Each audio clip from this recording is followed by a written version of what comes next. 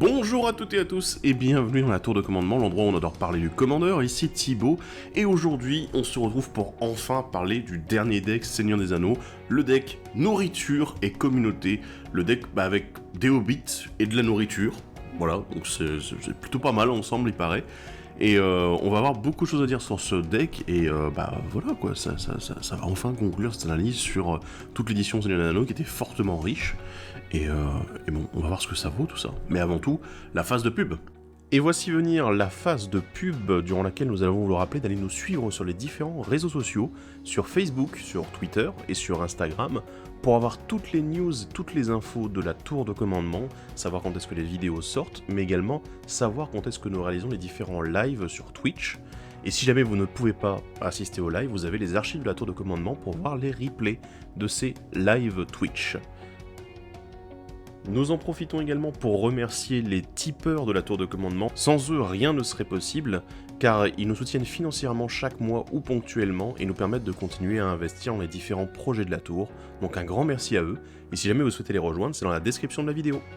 Et avant de continuer, je tiens à vous rappeler deux choses. La première, c'est qu'on a ouvert notre boutique il y a déjà 2 mois ici à Reims, mais également en ligne. C'est les 3 commandements, donc boutique de jeux et café-jeux. Et vous pouvez retrouver dans la description le lien directement vers le site si jamais vous souhaitez commander du Magic. En ce moment, on est déjà sur les précommandes pour l'édition Les Friges d'Eldraine, donc vous avez l'occasion éventuellement de mettre la main sur ces produits-là. Si jamais vous voulez nous soutenir en plus de notre boulot, eh bien vous pouvez le faire également là-bas. Ça fait toujours plaisir de voir que vous commandez une petite chose chez nous. Voilà.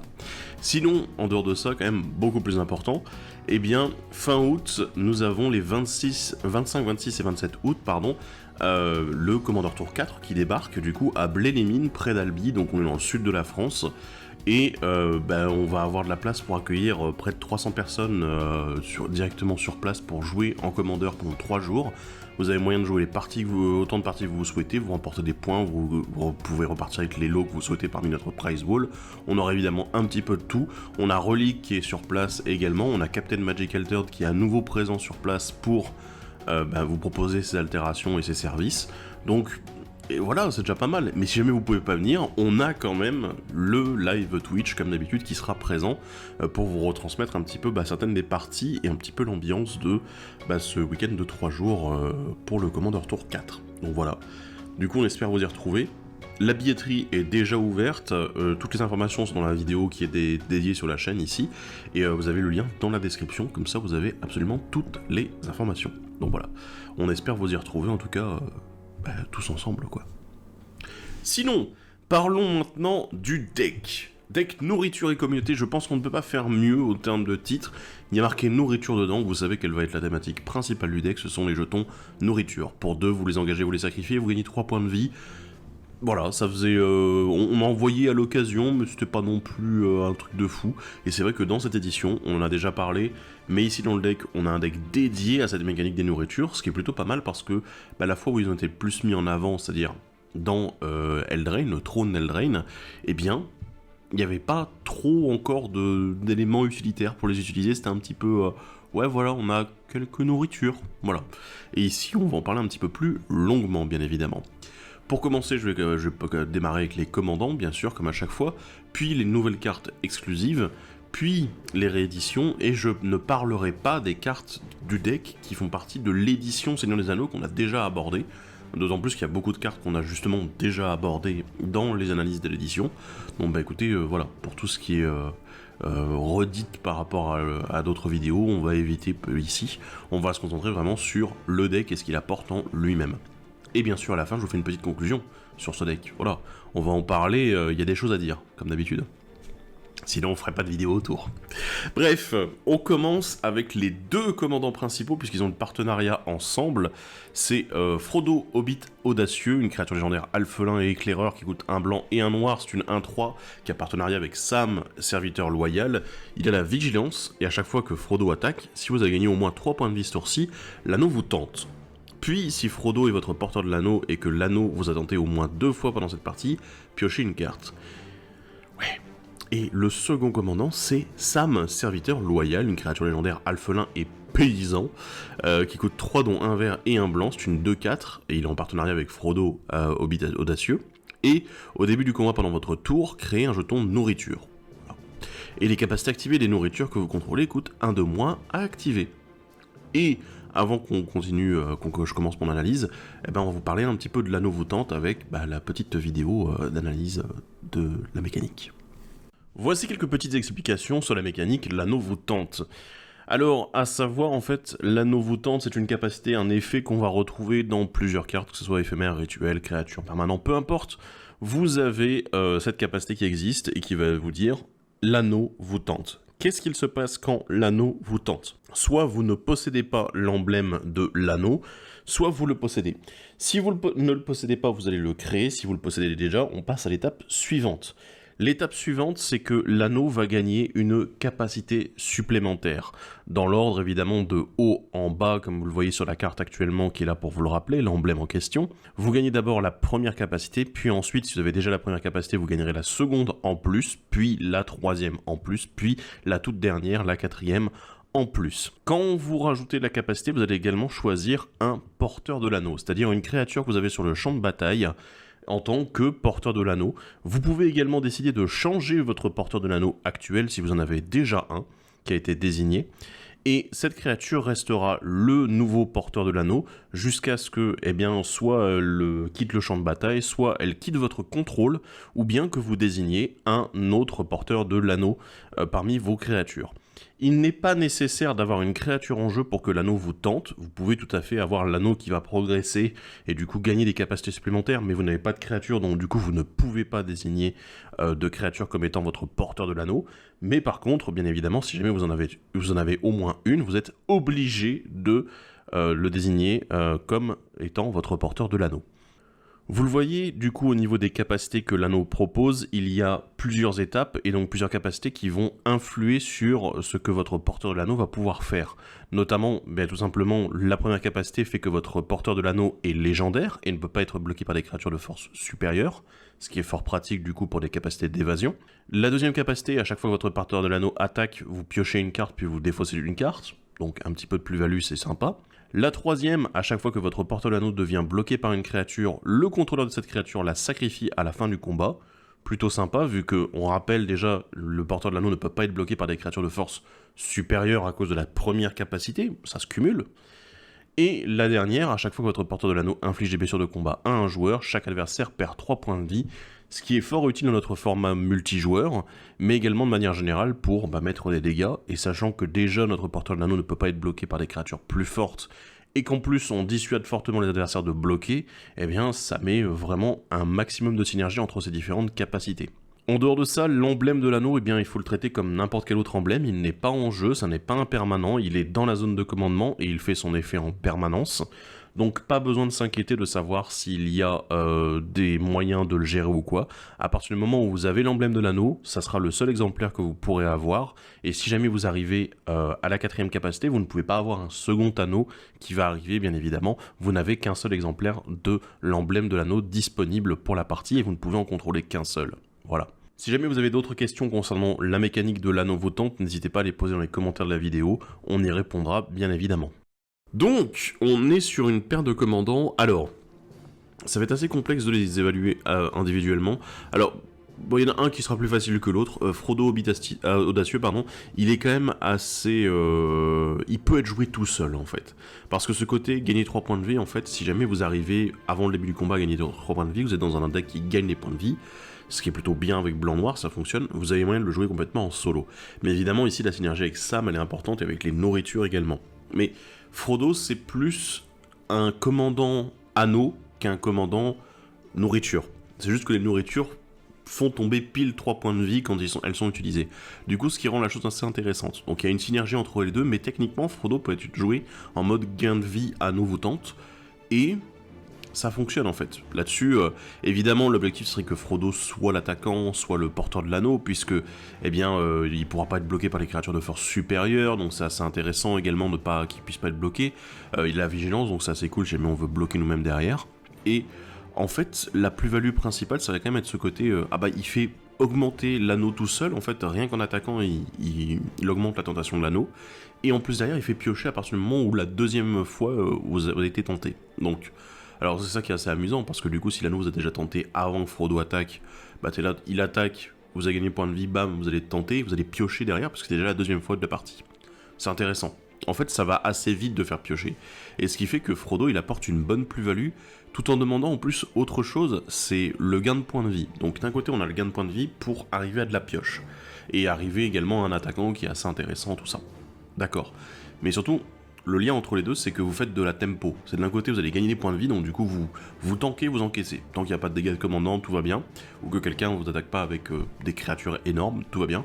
Et l'autre côté, vous avez du coup la pioche qui va vous redonner du gaz. Donc les deux ensemble, ça a vraiment, déjà rien que sur Frodo, hein, je parle même pas avec Sam, je parle même pas avec le reste du deck. Ça donne déjà un petit peu une idée comme quoi le deck autour de Frodo va forcément être très joué sur le long terme, c'est-à-dire qu'il accumule la value un petit peu à la fois, il tank, il encaisse, et puis en fait, au bout d'un moment, tu peux plus vraiment le rattraper, ou alors tu es obligé de lui raser le bord, de gérer son commandant, éventuellement le faire défausser, tout ça, mais il faut réussir à gérer tout ça, parce qu'il y a beaucoup de points en fait, et le truc c'est que Frodo ne coûte que 2, il va très vite, il se met très vite en place, tour 2, hop, il peut être là, et vous l'avez vu, Sam coûte 3, ce qui tombe très bien, puisque vous l'aurez compris, Sam, lui, son objectif c'est de faire des nourritures au début de chaque combat. Donc c'est quand même super intéressant, parce que début du combat, bam, je crée ma nourriture, avant de passer à la déclaration des attaquants, je sacrifie ma nourriture, et en plus, Sam réduit le coût d'activation des nourritures. Super intéressant. Alors après, si vous avez moyen que les nourritures gagnent d'autres capacités, c'est un peu plus compliqué. Sam peut être intéressant aussi, puisque si c'est des capacités qui contiennent des coups de mana, eh bien vous pouvez justement réduire les coûts. Mais c'est un peu complexe, hein, là-dessus, je vais pas vous mentir, je suis pas trop fan. Il y a une carte qui fonctionne bien avec Sam dans l'extension, mais je vous laisserai explorer un petit peu, mais il y en a une particulièrement qui est assez intéressante, un petit peu drôle même, donc ouais, pourquoi pas. Mais Sam, il est vraiment en synergie avec Frodo, et en plus, il lui apporte le vert qui apporte également beaucoup de nourriture, également des moyens de gagner des points de vie, donc du coup, on a une bonne synergie entre les deux, quelque chose de très complémentaire. C'est bizarre, on dirait que ça a un lien avec le lore. Voilà. Mais en tout cas, Sam, il est très bon aussi, il a aussi un bon body, hein, une 2-4 c'est bien, on peut bloquer tout ça, pas de problème. C'est pas lui qui va vouloir attaquer, on sent qu'il est pas, voilà, il est loyal, il est pas audacieux lui. Donc du coup, tu sens que c'est pas lui qui va aller au combat, quoi, au contact. Donc ouais, là-dessus c'est plutôt pas mal. Donc c'est vrai que les deux en synergie fonctionnent très bien. Parlons d'un autre commandant qui peut être aussi la tête du deck, mais lui tout seul, c'est Bilbo, célébrant de l'anniversaire. Une créature légendaire alphelin et gredin qui coûte un blanc, un noir et un vert, c'est une 2-3. Si vous devez gagner des points de vie, vous gagnez ce nombre de points de vie plus 1 à la place. Et pour 5, dont un blanc, un vert et un noir, vous l'engagez, vous l'exilez, cherchez dans votre bibliothèque n'importe quel nombre de cartes de créatures, mettez-les sur le champ de bataille, puis mélangez. N'activez que si vous avez au moins 111 points de vie. Évidemment, c'est la référence, hein. C'était l'âge de Bilbo au moment où il a lâché l'anneau. Donc, du coup, on a un commandant qui est encore une fois très gain de points de vie. Alors, est-ce qu'il fonctionne bien avec les nourritures, Bilbo? Oui, techniquement, vos nourritures, au lieu de rapporter 3 points de vie, vont vous en faire rapporter 4 avec Bilbo. Mais, il y a autre chose également, c'est que tous les petits trucs de gain de points de vie, vous savez qu'ils vous font gagner 1 quand une créature arrive en jeu, quand vous avez un terrain qui arrive en jeu, éventuellement, vous faites telle ou telle action. Et bah ici en fait elles vont vous rapporter 2. Et souvent ce sont des actions qui se font quand même assez régulièrement. Et vu que c'est un point de vie à la fois, c'est pas non plus très difficile à mettre en place. Et souvent c'est un petit peu ignoré de la part des adversaires parce que c'est un point de vie par-ci, un point de vie par-là. Et bon, à moins que vous en gagnez bizarrement 15-20 par tour, ça va être compliqué. Mais du coup, Bilbo va peut-être plus apprécier ces éléments-là que réellement les nourritures. Du coup, ce qui en fait que c'est pas forcément le commandant que je prendrais pour le deck nourriture. Par contre, pour un deck un petit peu créature gain de points de vie, oui. Parce que ça donne envie, parce que la capacité où vous l'exilez et vous allez chercher toutes vos créatures à mettre en jeu, c'est fort, c'est quand même super intéressant. Mais je pense que Bilbo de base, en fait, il est quand même intéressant avec ce gain de points de vie augmenté. Du coup, c'est plus un support, mais ça peut être aussi une conclusion avec sa capacité activée. Donc, assez intéressant là-dessus, à voir, mais peut-être pas un deck nourriture, mais un deck gain de points de vie. Encore une fois, un nouveau duo de commandants ici avec le partenariat entre eux, c'est Merry garde d'Isengard et Pippin garde d'Isengard. Eh bien, Merry coûte 3 dont un vert et un blanc, il est alphelin et conseiller, bien évidemment, et il a le partenariat avec Pippin garde d'Isengard. A chaque fois qu'au moins un artefact arrive sur le champ de bataille sous votre contrôle, créez un jeton de créature 1-1 blanche soldat avec le lien de vie. Cette capacité ne se déclenche qu'une seule fois par tour. Et de l'autre côté, Pipin garde d'Isengard, humain et conseiller pour un vert et un noir, c'est une 2-2. Pardon, pas humain, alphelin, excusez-moi. Un partenariat avec Merry, garde d'Isengard. Pour 1, en l'engageant, vous créez un jeton nourriture. Et en l'engageant et en sacrifiant 4 nourritures, les autres créatures que vous contrôlez gagnent +3/+3 et acquièrent la célérité jusqu'à la fin du tour, n'activez que lorsque vous pourriez lancer un rituel. Alors, c'est assez intéressant parce que on a toujours ce petit côté nourriture, avec Pipin qui crée des nourritures, qui permet de les sacrifier pour donner un bon boost, malheureusement pas avec de l'évasion, mais avec de la célérité, pourquoi pas. Merry qui est là et qui va créer du board, c'est assez intéressant là-dessus. Mais j'avoue que Merry, en fait, il n'y a pas le côté alphelin, il n'y a pas le côté hobbit, en fait, derrière, c'est vraiment, je vais faire des soldats tout court avec le lien de vie. Après, le lien de vie permet de regagner encore des points de vie à nouveau sur les soldats, c'est assez intéressant, mais la capacité ne se déclenche une seule fois par tour. Donc c'est un petit peu dommage parce que c'est uniquement la création d'artefacts, on est là, ouais c'est un commandant blanc-vert qui peut être blanc-noir-vert, c'est pas trop non plus les couleurs dans lesquelles on joue une masse d'artefacts, on n'a pas le bleu et le rouge qui sont quand même très dominants dans cette mécanique-là, donc bon, est-ce que c'était réellement nécessaire de mettre une limitation ? En fait peut-être, peut-être, mais... Voilà, je suis pas forcément très fan de cette limitation encore présente. Après, l'avantage, c'est que, bon, voilà, Pipin peut très bien arriver au tour 2, Merry au tour 3, et puis dès le tour 4, on commence à créer des nourritures, faire des soldats derrière. Ça va, c'est ok. Mais je suis moins emballé par ce duo-là, même s'il est synergique, en fait, il est un peu plus limité. Voilà. Il tabasse un peu moins et que celui avec Sam et Frodo. Donc bon. Mais ça reste un duo assez intéressant. Si jamais vous avez des idées de deck autour, n'hésitez pas à en parler dans les commentaires, moi je suis curieux. Parlons maintenant des commandants qui ne peuvent pas être à la tête du deck. Il y en a beaucoup, encore une fois. Ils ont fait beaucoup de légendaires, et on va commencer avec le meilleur d'entre eux, l'ancien. Une créature légendaire alphelin et paysan qui coûte 3 dont un blanc. C'est une 2-3, et au début de chaque étape de fin, si vous avez gagné au moins 3 points de vie ce tour-ci, piochez une carte. Alors... ça c'est bon, ça c'est très bon, parce qu'il est marqué au début de chaque étape de fin. Et là j'avoue ça fait plaisir. Parce que oui, les nourritures font gagner tout de suite 3 points de vie, c'est super efficace avec l'ancien, ça marche très bien, y a pas de problème. Moi ce à quoi je pensais, je vous en parlais tout à l'heure, les créatures qui font notamment gagner un point de vie quand une créature arrive en jeu, mais également sous le contrôle des adversaires. Voilà, c'est ce qu'on appelle les Soul Sisters, elles sont en blanc et en vert notamment, et... évidemment, c'est le genre de carte que moi je me dis avec l'ancien, ça me donne envie là. Ça me donne envie de gagner des points de vie, de dire je pioche des cartes, tout ça. Et limite, il pourrait être commandant tout seul, ça serait cool en fait. Si on nous permet de gagner un petit peu des points de vie dans tous les sens, pour pas trop cher en mana aussi, c'est bien parce que vous pouvez vous mettre en place rapidement, les adversaires ils vont pas interagir avec des cartes qui coûtent peu cher généralement, parce que c'est la synergie globale du deck qui va les dépasser, c'est intéressant. Ce que j'aime beaucoup, c'est le fait que ce soit chaque étape de fin, parce que combien de fois on a eu des capacités qui se déclenchent uniquement à votre étape de fin? Et alors c'est très bizarre parce que là le gain de points de vie c'est pas le truc qui me vient en premier, c'est qu'on gagne souvent nos points de vie pendant notre tour, rarement en dehors, mais ça peut arriver en effet. Et ici l'ancien nous récompense de ça. Et mine de rien, c'est piocher une carte, c'est bien quoi, c'est bien, il est bien, il coûte pas trop cher, il peut être joué en tant que commandant dans un petit deck à la cool, parce que voilà, je pense vraiment qu'il peut être super sympa à jouer tranquille avec les Soul Sisters, etc., les autres effets de gain de points de vie, et t'es là, en fait mon deck, hop, je mets des créatures, je gagne des points de vie, j'en tire un petit peu de value, je suis content, voilà. C'est un deck qui va temporiser beaucoup, bien évidemment, mais surtout qui ne fait pas que gagner des points de vie en attendant de « ah bah tiens, j'ai peut-être pioché la bonne carte », parce que là justement il vous fait piocher. C'est ça qui est cool. Donc voilà.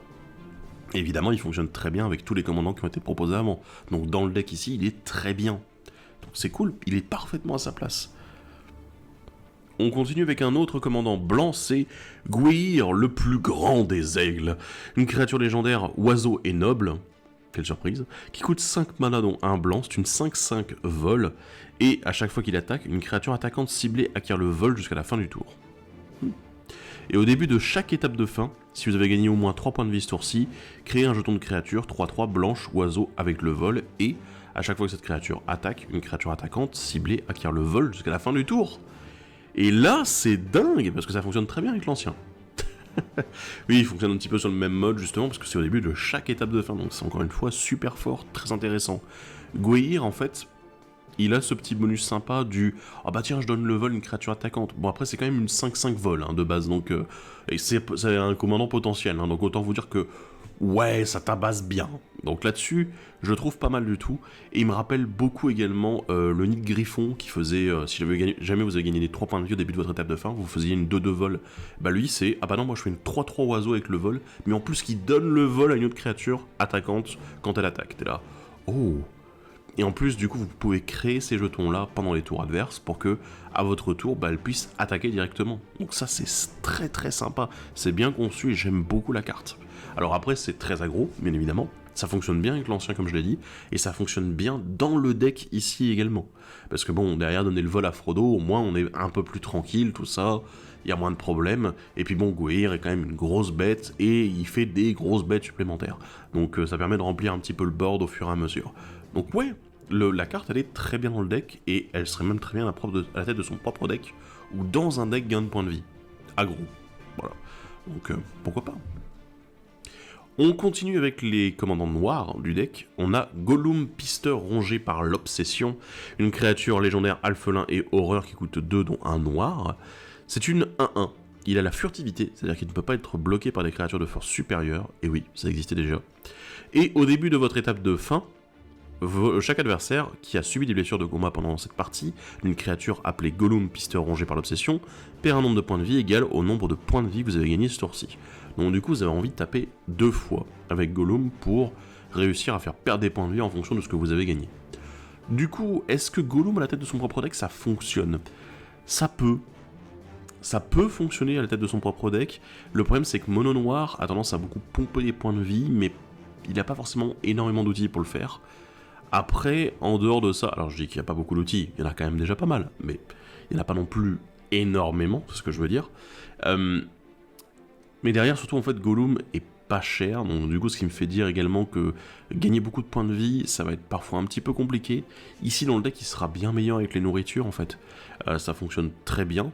Alors, on a presque envie de lui donner la double initiative à ce Gollum, puisque bon, on touche une fois, ah bah tiens, j'ai juste mis des dégâts avec Gollum, on touche 2 fois, tu vas perdre des points de vie maintenant. Et en plus, derrière, si vous retapez avec la double initiative, vous faites perdre des points de vie 2 fois. Donc t'es là, ouh, ça fait un peu mal, hein, ça fait un peu mal. Mais bon, c'est très intéressant. Moi, j'aime bien le design en fait autour de Gollum. Il n'est pas non plus ultime, mais il est sympathique et il fonctionne bien dans ce deck en tout cas. On a ensuite l'Obelia, défenseuse de cul-de-sac, une créature légendaire alphelin et citoyen qui coûte 3, dont un noir, c'est une 2-2. Quand elle arrive sur le champ de bataille, regardez la carte du dessus de la bibliothèque de chaque adversaire et exilez ces cartes face cachée. Vous l'engagez et vous sacrifiez un artefact, choisissez l'un. Jusqu'à la fin du tour, vous pouvez jouer une carte exilée par l'Obelia sans payer son coup de mana. Ou chaque adversaire perd 2 points de vie et vous gagnez 2 points de vie. Ok, là il y a beaucoup de choses à dire. Il y a beaucoup de choses à dire en fait parce que il y a ce côté vol de cartes qui est plutôt sympathique, et si on a moyen de la faire revenir en jeu régulièrement, notamment avec des effets, pourquoi pas, de sacrifice, réanimation, ça peut être cool en fait de récupérer les cartes adverses. Et de l'autre côté, on a ce côté artefact, avec on sacrifie un artefact pour faire soit jouer sans payer son coup de mana, ce qui est très fort au secours, et de l'autre côté, le gain de points de vie, perte de points de vie pour les adversaires, c'est super intéressant. Et en fait, ce qui me fait presque dire que l'Obelia, à la tête de son propre deck, elle doit être plutôt vénère, parce que si vous arrivez à créer par exemple des jetons d'artefacts, autres que des nourritures, hein, vous pouvez faire des trésors, les indices, tout ça, eh bien vous pouvez vous amuser en fait avec l'Obelia à simplement dire bah j'engage et je fais perdre des points de vie à chaque tour aux adversaires. Et mine de rien, 2 points de vie à chaque tour, ça peut être assez fort. Alors, derrière, évidemment, c'est un petit peu compliqué parce qu'on aimerait bien la dégager, l'Obelia, essayer de réutiliser sa capacité plusieurs fois. Ça risque d'être un petit peu complexe parce qu'on ne peut pas le faire dans toutes les couleurs non plus. Il y a quelques moyens de le faire, bien évidemment. Mais l'Obelia, en fait, elle apporte une vraie plus-value, soit dans les jeux qui vont vouloir piquer des cartes adverses, soit dans les jeux qui jouent avec des artefacts et qui aimeraient les sacrifier. Et là, j'avoue que ça fait plaisir, quoi. Donc, il y a ce petit côté, allez, vas-y, je peux mettre des patates dans la tronche, littéralement, puisque elle a des patates derrière elle. Voilà, mais ça fait très plaisir, en fait, je trouve que le design est très sympa. Ça sort un petit peu du deck, mais il y a quand même toujours ce lien avec les nourritures, vu que les nourritures sont des artefacts qu'on peut sacrifier plus facilement. Donc ouais, le lien dans le deck est sympa, ça sort un petit peu un tout petit peu, voilà, de la ligne directrice du deck, mais on est quand même encore dedans. Et l'Obelia, à elle seule, en fait, elle peut être intéressante dans d'autres decks, ou dans son propre deck, selon ce que vous avez envie de construire. Ouais, ça fonctionne. Passons maintenant aux 2 derniers commandants multicolores. Il n'y a pas de commandant mono vert, voilà, vous le saurez. Il y a le fermier Shomin, une créature légendaire alphelin et paysan qui coûte X, un vert et un blanc.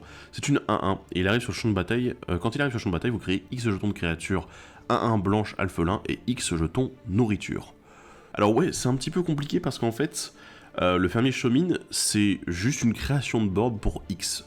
Alors, on rappelle que le X n'inclut pas la taxe, que la taxe elle est en plus, donc si vous devez le relancer, bah malheureusement elle ne sera pas inclue dans la valeur de X.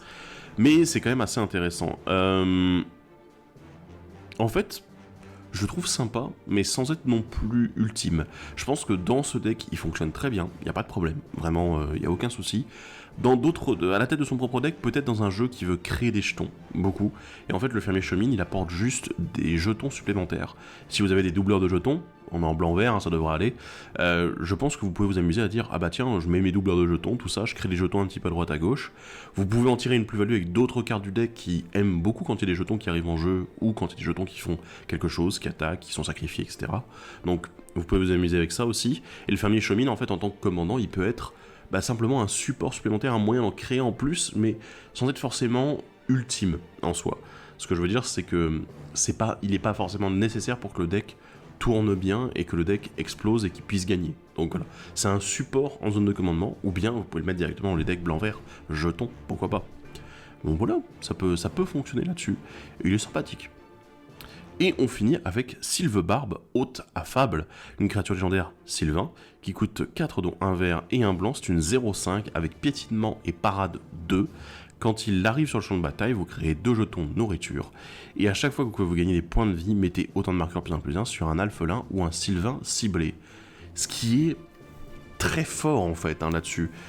C'est relativement fat.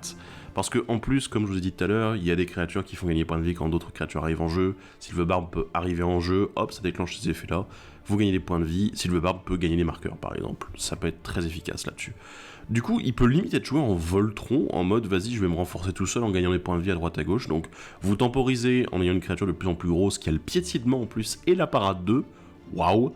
Et de l'autre côté, vous avez moyen simplement de renforcer un petit peu votre board, renforcer votre total de points de vie, donc du coup de temporiser à mort.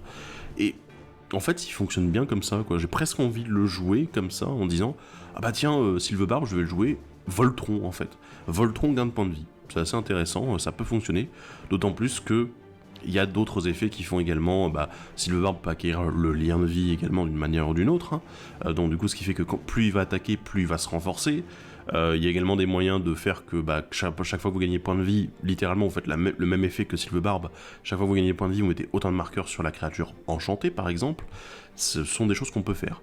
Et c'est ça qui est assez dingue en fait, c'est que le Sylvebarbe il peut snowball de fou. C'est-à-dire voilà, ça va dégénérer de fou furieux en mode ah bah vas-y, je gagne un peu de points de vie, puis je gagne encore plus, puis après hop, je tape, ça augmente. Et en fait, vous pouvez gagner en mode Voltron. Et l'avantage, c'est que la parade 2, en fait, ça le renforce plutôt pas mal.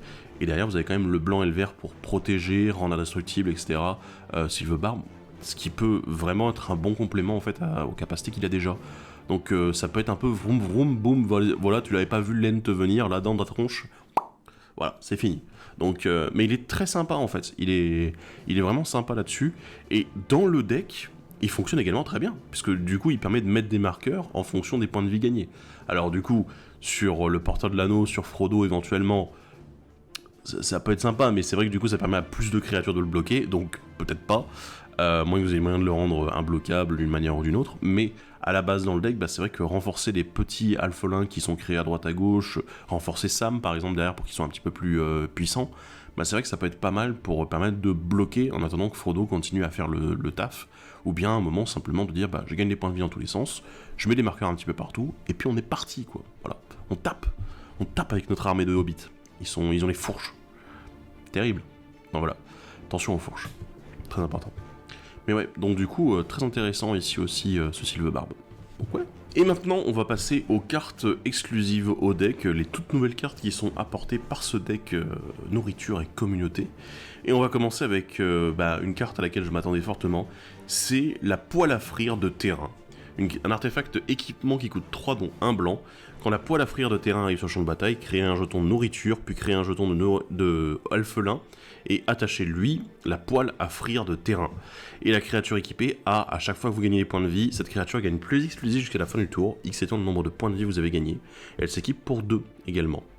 C'est très intéressant. Moi j'aime beaucoup le concept d'avoir ce petit côté, bah tiens, moi je vais me renforcer en fonction du nombre de points de vie. Alors c'est uniquement jusqu'à la fin du tour. C'est moins puissant que l'aura dont je vous parlais juste avant, qui mettait autant de marqueurs que le nombre de points de vie gagnés. Ce sont quand même des marqueurs, c'est quand même super intéressant.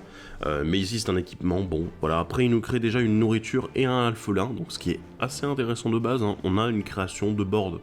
Donc oui, ça fonctionne bien. La nourriture en plus peut être utile vis-à-vis de Frodo, vis-à-vis du deck en général même. Donc ouais, ça peut bien fonctionner pour le coup. Donc c'est une bonne carte qui va être très précise dans son utilisation dans les decks, hein, bien évidemment. Je pense pas que vous la jouerez partout, mais c'est une carte sympathique. On parle de la deuxième carte et la dernière carte blanche. Ici, c'est l'herbe et ragoût de lapin et enchantement saga qui coûte 3 dont 1 blanc. Et du coup, il a 3 chapitres, cette saga. Le premier chapitre, ciblé jusqu'à une créature, mettez un marqueur +1/+1 sur elle, créez un jeton de nourriture. Chapitre 2, piochez une carte, créez un jeton de nourriture. Chapitre 3, créez un jeton de créature 1/1 blanche alphelin pour chaque nourriture que vous contrôlez. Aïe aïe aïe aïe aïe aïe, c'est fort. Il faut pas le croire, mais en fait, c'est très très fort. On rappelle que pendant ce temps-là, on a dans le deck Sam qui produit au début de chacun de vos combats un nourriture, donc si vous ne l'utilisez pas forcément, si vous n'attaquez pas, vous pouvez un petit peu stoller, garder du stock de nourriture derrière.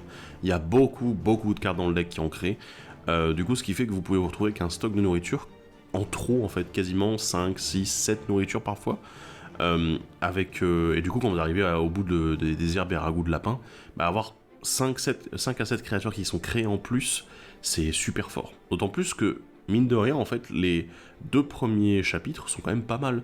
Un petit marqueur en plus, la nourriture, la pioche et la nourriture. Là, oui, ça fonctionne bien, en fait. C'est pas ultime, mais on rappelle que la saga ne coûte que 3. Donc elle fonctionne bien au niveau de son coût de mana, elle est rentable, elle est intéressante, donc oui, ça fonctionne bien dans ce deck.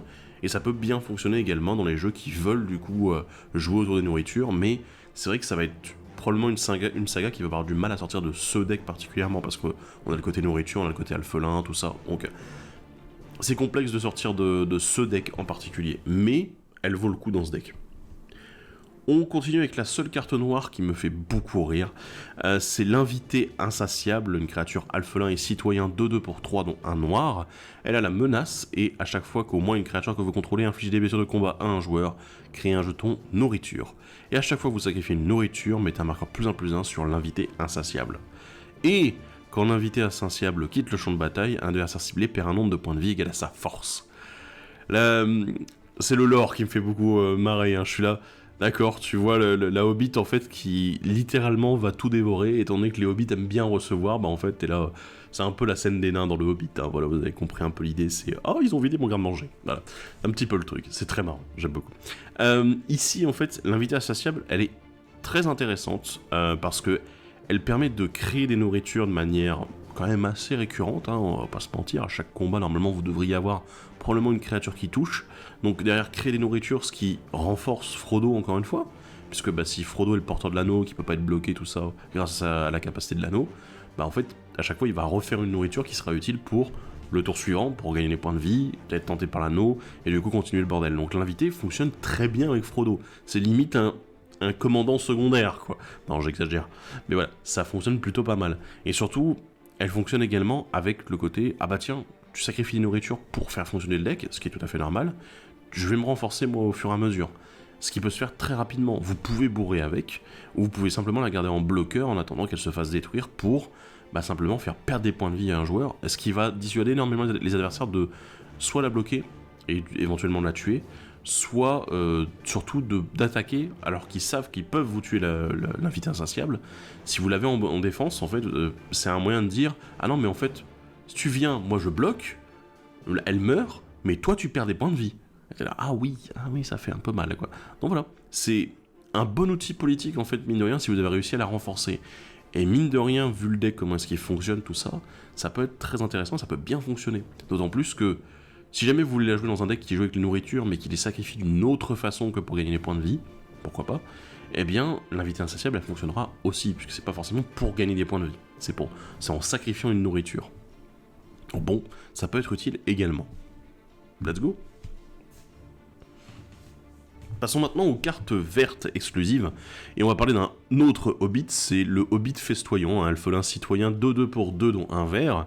Il a dévorement de nourriture, c'est-à-dire qu'au moment où il arrive dans le champ de bataille, vous allez pouvoir sacrifier n'importe quel nombre de nourriture, et elle arrive avec 3 marqueurs pour chaque nourriture qui aura été sacrifiée de cette manière. Ouais, c'est quand même pas mal. Et les créatures dont la force est inférieure à celle du Hobbit festoyant ne peuvent pas le bloquer. Aïe aïe aïe aïe. Donc, du coup, ce qui fait que le Hobbit festoyant, il est très bien, évidemment, dans les jeux, dans le deck ici, en fait, avec les jeux nourriture. Ça fonctionne très bien, il n'y a pas grand-chose d'autre à dire. Après, derrière, on retrouve ce côté, ah oui, les créatures de force inférieure peuvent pas bloquer. Elles ne peuvent pas le bloquer, pardon, excusez-moi, ne peuvent pas le bloquer. Ce qui peut être assez intéressant du coup de le renforcer pour tabasser un petit peu. Mais c'est vrai que ce côté de dévorement de nourriture il est un petit peu fat parce que mine de rien en ne sacrifiant que 3 nourritures vous mettez déjà 9 marqueurs sur lui, c'est une 11-11. Et en fait je pense que 3 nourritures sacrifiées ça me semble être un très bon compromis parce que si les créatures de force inférieure ne peuvent pas le bloquer, à 11, il y a très peu de créatures qui montent à 11 de force dans Magic, hein. C'est très très rare. Et du coup, le Hobbit festoyant, en fait, on est quasiment sûr qu'il sera imbloquable et qu'il va mettre 11 blessures à chaque tour. Après, bon, évidemment, c'est toujours pareil, c'est que c'est assez limité, il faut faire attention, parce que derrière, une petite gestion est vite partie hein, pour une créature. Donc bon, c'est pas non plus ultime, mais il est très sympa, quoi. Donc dans ce deck, il est sympathique. Est-ce que je le garderai systématiquement ? Pas forcément, c'est une belle bête, quoi, qui fonctionne bien avec la stratégie du deck. Mais c'est pas non plus énorme, quoi. On a ensuite le poney motivé, parce que les hobbits aiment les poneys. C'est une créature cheval qui coûte 5, dont un vert. C'est une 3-3 piétinement célérité. Et à chaque fois qu'il attaque, les créatures attaquantes gagnent +1/+1 jusqu'à la fin du tour. Si une nourriture est arrivée sur le champ de bataille sous votre contrôle ce tour-ci, dégagez ces créatures et elles gagnent +2/+2 supplémentaires jusqu'à la fin du tour. Ouais, on rappelle qu'il y a Sam quand même à la tête du deck. Hein. Sam, il crée au début du combat une nourriture. Donc si Sam est là, ça veut dire que le poney motivé automatiquement, au moment de l'attaque, va donner +3/+3 à toutes les créatures attaquantes et les dégager. Ouais.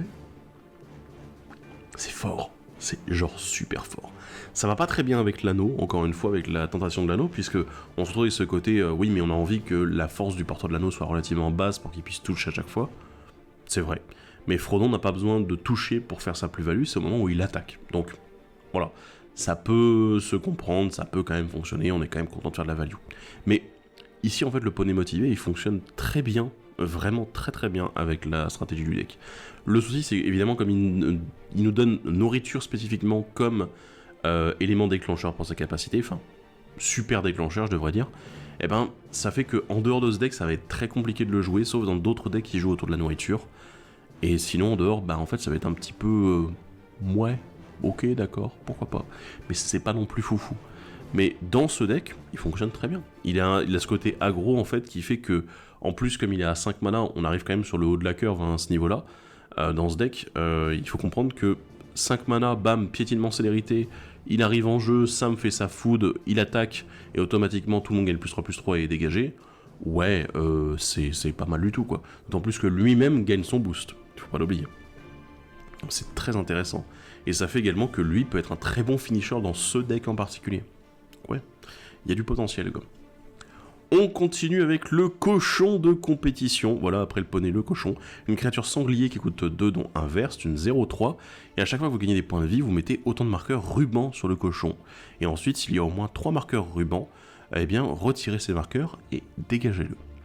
Vous l'engagez et vous faites un mana de la couleur de votre choix. C'est un dork.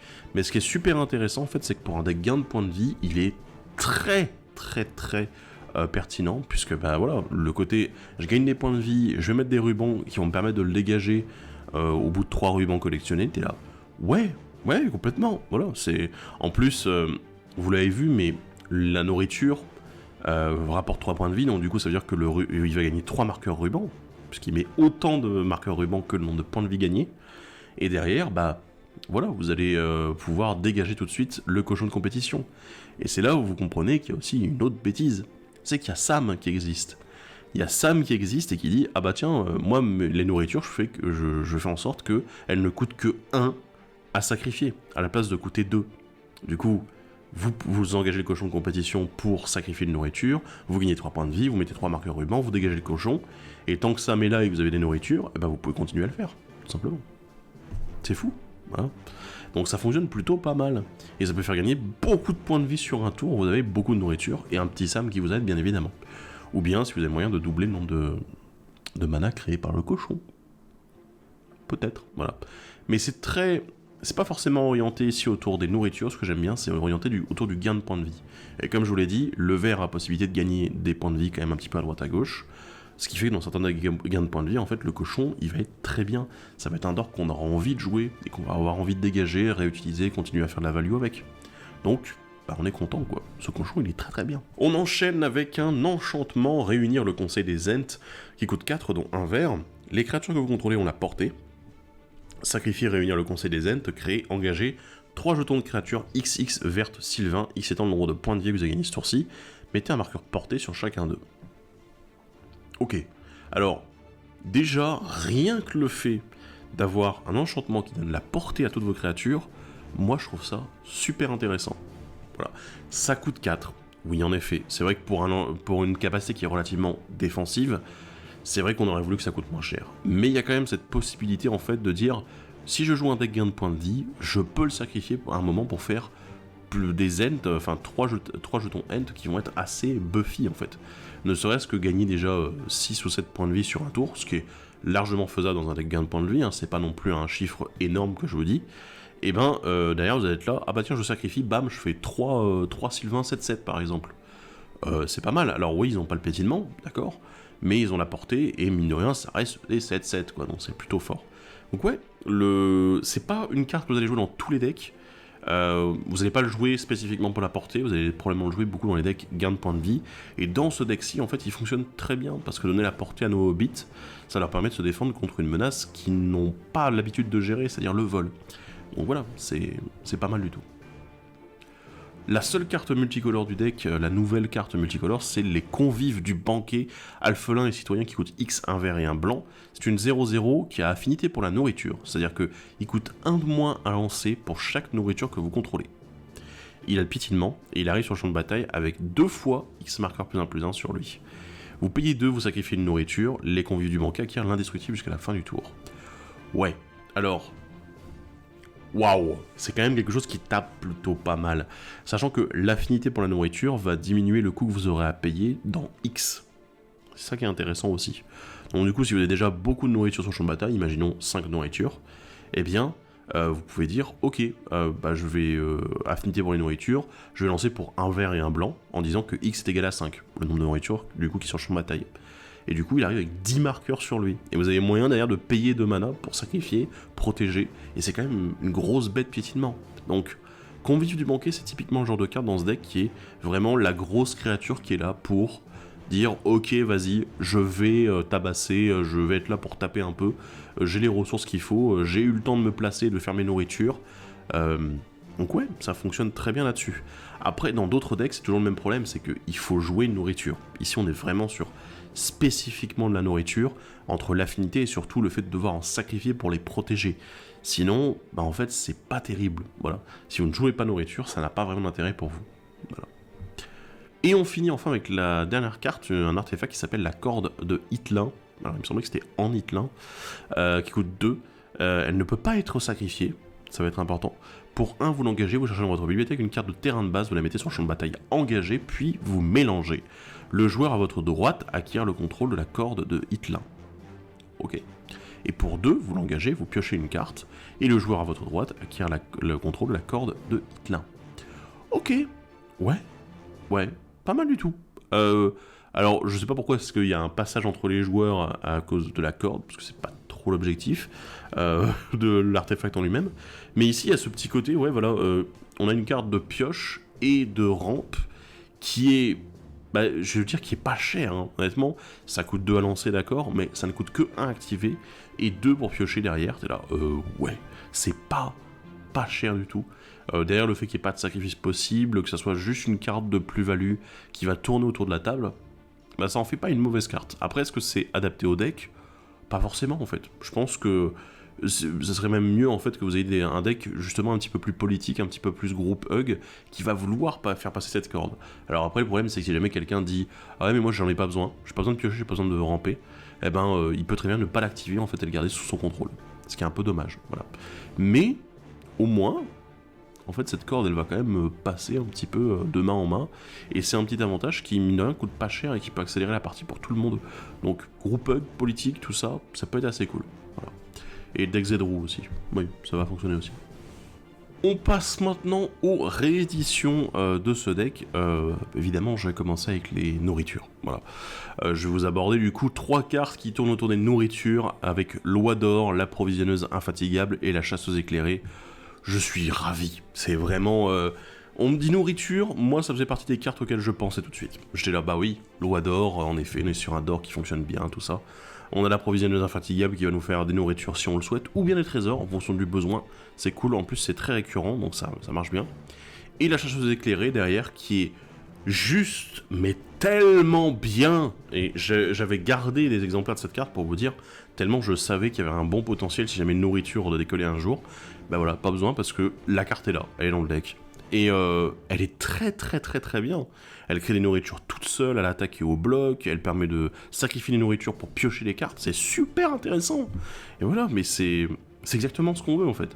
Et elle est pas chère, elle est vraiment bien, elle est très très très très bien. Donc voilà, chasseuse éclairée, waouh, très bonne réédition ici. Ensuite, je voulais parler un petit peu de points de vie. Alors plutôt de comment gagner des points de vie ou comment utiliser le gain de points de vie. Alors, il y a plusieurs moyens de le faire dans le deck, hein. J'ai pas tout mis parce que sinon ça serait vraiment un gros bordel, mais il y a beaucoup de cartes qui m'intéressaient dedans et que j'avais envie de vous mettre un petit peu en avant. Notamment l'incursion de la crypte, le lien sanguin et le talisman immaculé. Alors, incursion dans la crypte parce que ça m'a fait marrer. J'étais là, attends, il est marqué, vous gagnez 3 points de vie pour chaque carte exilée de cette manière. T'es là, attends, 3 points de vie pile. T'es là, mais c'est exactement le nombre qu'il faut pour Frodo, c'est exactement le nombre qu'il faut. Et en fait, quand vous déclenchez une nourriture, vous gagnez 3 points de vie, là ça correspond exactement. T'es là, attends, c'est une blague et c'est fait exprès. Bah non, oui, c'est une réédition en effet. T'es là, bah c'est une très bonne carte. En plus, ça permet d'exiler les cartes d'un cimetière pour éviter la réanimation, c'est cool. Le lien sanguin, bah, je pouvais pas ne pas passer à côté du... Enfin, je pouvais pas ne pas parler du lien sanguin, puisque bah, c'est un des enchantements qui est très connu, parce qu'il a une combo avec un autre enchantement qui n'est pas dans le deck, voilà. Mais, bah, ça reste quand même pas mal, puisque, étant donné qu'on est dans un deck qui gagne beaucoup de points de vie, ce côté où on va en faire perdre aux adversaires, alors un adversaire bien évidemment, bah, ça permet en fait de transformer ce côté tempo dont je vous parlais, je gagne des points de vie pour essayer de me protéger tout ça, en mode un petit peu plus agressif, c'est je gagne des points de vie mais vous allez en perdre. Et là ça devient intéressant aussi de se dire, ah oui, j'ai moyen d'être un peu plus agressif dans mon utilisation des nourritures, dans mon utilisation des gains de points de vie. Très intéressant. Et le talisman immaculé, c'est un caillou qui fait de l'incolore, je sais, on est dans un deck tricolore, c'est pas terrible, mais j'aime beaucoup ce caillou-là pour les decks gains de points de vie, j'avoue, je l'ai souvent joué, voire, il me semble que dans quasiment tous les decks gains de points de vie que j'ai fait, je l'ai toujours mis, parce que, bah en fait, c'est du mana qui nous fait gagner du point de vie en même temps. Et c'est bien, en fait. Alors oui, c'est peut-être un petit peu trop cher, peut-être qu'on aimerait bien l'avoir à 2, mais dans certains decks, notamment dans les decks gains de points de vie, avoir ce genre d'outil qui permet de gagner des points de vie de manière régulière, et en plus en effectuant une autre action, bah c'est exactement ce qu'on cherche. Et le talisman immaculé, c'est l'un des rares qui fait du mana et qui fait gagner des points de vie en même temps. Donc oui, il fallait le mettre. Pour continuer à parler un petit peu points de vie, je veux vous parler de cartes qui font piocher et qui ont parfois un lien avec le gain de points de vie. On a l'Aube de l'Espoir, le Mentor des Humbles et le Puits des Songes Perdus. Alors, je suis pas un grand fan de deux d'entre elles, Aube de l'Espoir et Puits des Songes Perdus, parce que je suis du genre à ne pas vouloir payer du mana pour piocher des cartes quand sur une capacité déclenchée. De manière générale, en fait, j'aime pas trop quand on me demande de payer dans une capacité déclenchée. Parce que justement, si elle est déclenchée, c'est que j'ai créé un événement qui fait qu'elle se déclenche, et j'espère que ça soit rentable, pas que j'ai à payer du mana en plus. Mais mine de rien, en fait, ces deux-là sont très importantes. Avoir de la pioche dans le deck, c'est un élément crucial, parce que si vous vous retrouvez juste à gagner des points de vie, gagner des points de vie, gagner des points de vie, mais que vous piochez pas le gaz pour continuer à renforcer votre plan de jeu, vos synergies dans votre deck, et ben en fait, à la moindre gestion d'un élément essentiel, vous vous retrouvez dans les choux. Voilà, parce que vous n'allez plus avoir de ressources, c'est fini, donc voilà. C'est un peu... ce serait un peu dommage, quoi. Mais ces deux cartes-là, en fait, permettent vraiment de tirer avantage, même si elles demandent de payer du mana, elles permettent de tirer avantage vraiment de tout le côté gain de points de vie qu'il y a dans le deck. Ce qui m'embête un peu, c'est qu'on paye déjà du mana pour sacrifier les nourritures, et payer en plus du mana pour piocher sur l'action du gain de points de vie des nourritures, ça me semble beaucoup d'efforts à faire pour réussir à faire tourner tout le bordel. Mais mine de rien, c'est utile, c'est essentiel, on peut pas passer à côté. Et Mentor des Humbles, pourquoi ? Bah parce qu'en fait, Mentor des Humbles, il est très bien là. Les hobbits sont tout petits, ils ont tous 2 de force ou moins quasiment. Il y a très peu de cartes qui ont plus de 2 de force. Donc bah ça vaut le coup en fait, surtout qu'on a aussi de la création de jetons alphelins 1-1. Donc bah, le Mentor des Humbles, il est à sa place en fait ici dans ce deck. Donc même si je suis pas un grand fan de cette carte là non plus, bah en fait ici elle est très adaptée en fait au deck. Donc ouais, ça fonctionne. Et enfin, finissons avec un petit peu de gestion. Alors, j'ai pas tout mis parce que, oh mon dieu, que ce deck a de la gestion. J'ai mis 3 cartes en particulier dont je voulais vous parler. Anéantir les puissants, Déluge toxique et le Primus de chute-bois. Alors, Anéantir les puissants, évidemment on parle de petits hobbits avec des forces généralement peu élevées. Anéantir les puissants, c'est une excellente carte. C'est le genre de carte dont vous voulez avoir un exemplaire dans ce deck. Mais en plus, eh ben, ça n'est pas la seule, il y en a d'autres dans le deck que je vous invite à aller découvrir. Non mais c'est un truc de dingue, hein, voilà, Pouf, c'est assez fou. Donc ouais, Anéantir les puissants, moi c'est celle que j'aime beaucoup. D'autant plus que bon, comme on a des créatures éventuellement à 0 de force dans le deck, oui il y en a. Eh bien, vous avez moyen de les exploiter pour essayer de tout raser. Ou même juste garder Frodo qui a 1 de force et détruire tout le reste. Bah mine de rien, ce sera déjà pas mal du tout. Le Déluge toxique, en fait, alors, j'aime beaucoup Déluge toxique. C'est l'une des meilleures cartes du noir, c'est l'une des meilleures gestions de masse, il n'y a aucun problème. Sauf que, eh ben, Déluge toxique, dans ce deck, c'est probablement l'une des pires idées que j'ai jamais vues. Voilà. J'aime beaucoup la carte, mais ça n'est pas forcément... ça n'est pas forcément le lieu dans lequel je mettrais, parce qu'on est sur des petites créatures, comme je viens de le dire. Et Déluge toxique, lui, il est très efficace contre les petites créatures, moins contre les grosses. Donc en fait, c'est là où il y a peut-être une petite contradiction avec Déluge toxique dans ce deck, en mode, bah, ouais, mais c'est pas forcément le deck dans lequel je l'aurais mis, hein, du coup. Non, en effet. Donc ouais, un petit peu surpris, mais ça reste une bonne carte. Donc voilà, si vous en avez besoin pour d'autres decks, pourquoi pas. Et le Primus de chute-bois, alors, je sais, c'est pas forcément une carte qui est accessible en termes de mana, hein, ça coûte 8. Ça ne gère pas les créatures, oui je sais, mais en fait c'est une carte qui est très intéressante dans les jeux qui peuvent mettre des marqueurs. Et je vous rappelle qu'il y a un Sylvebarb dans le deck qui dit « Ah oui, bah quand vous gagnez des points de vie, vous mettez autant de marqueurs sur un Sylvain ou un Alphelin. » Et ça tombe bien parce que le Primus de chute-bois est un Sylvain, et qu'avec la persistance, ça peut être super intéressant. Il ne gère pas les créatures, mais il permet de gérer tous les autres types de permanents qui peuvent être chiants, y compris les terrains. Oui, je reviens là-dessus encore une fois, mais les terrains, c'est important de pouvoir les gérer aussi, parce que certains sont vraiment très très lourds. Et ici, le Primus de chute-bois permet de le faire, et puis ça reste quand même une bonne grosse créature qui fait plaisir à taper avec, quoi. Bref, on est arrivé au bout de l'analyse de ce deck. Alors, qu'est-ce que j'ai à dire dessus ? Bah en fait, ça va être assez simple. Ce deck, j'ai déjà vu tourner. Voilà, je l'ai vu tourner en mode vanilla, tel qu'il est là dans la decklist originale. Et c'est fort. Voilà, je vais pas vous faire patienter ni quoi que ce soit. C'est fort. C'est fort parce que la synergie globale du deck avec le gain de points de vie, les nourritures, tout ça, elle est vraiment très bien foutue. On a beaucoup de création de nourriture, on a beaucoup de jeux sur le gain de points de vie, les cartes sont très synergiques, à part 2-3 exceptions, ou des cartes assez oubliables qui étaient dans le set, et qui sont là plus pour faire quelques nourritures en plus, parce qu'on a besoin de rempiler un petit peu.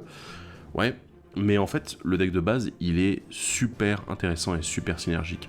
L'avantage aussi d'avoir double commandant, mais qui sont peu chers, hein, je veux dire 2 et 3 mana, bah, ça rend la chose vraiment facile, j'ai presque envie de dire. Facile à jouer, facile à mettre en place, parce que le jeu va vite. le jeu va vite, et en plus derrière, c'est ça qui est assez étrange, le jeu va vite, mais sur le long terme, il est quand même gagnant. Parce que comme il temporise beaucoup et qu'il gagne beaucoup de points de vie, et qu'il tire un avantage de ses gains de points de vie, bah t'es là, en fait, tu gagnes les points de vie très vite, pour jouer sur le long terme, et pouvoir tenir sur le long terme éventuellement, ce qui renforce ton plan de jeu.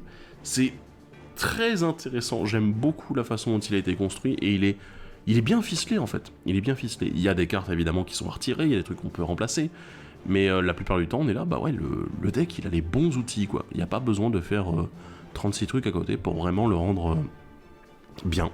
Donc vraiment très bien. Donc ouais, là je suis assez bluffé, hein. Honnêtement. Des 4, je vais pas dire que c'est probablement le plus puissant, mais en tout cas c'est le plus cohérent dans son ensemble là-dessus. Donc ouais, je suis très convaincu là-dessus. Ouais.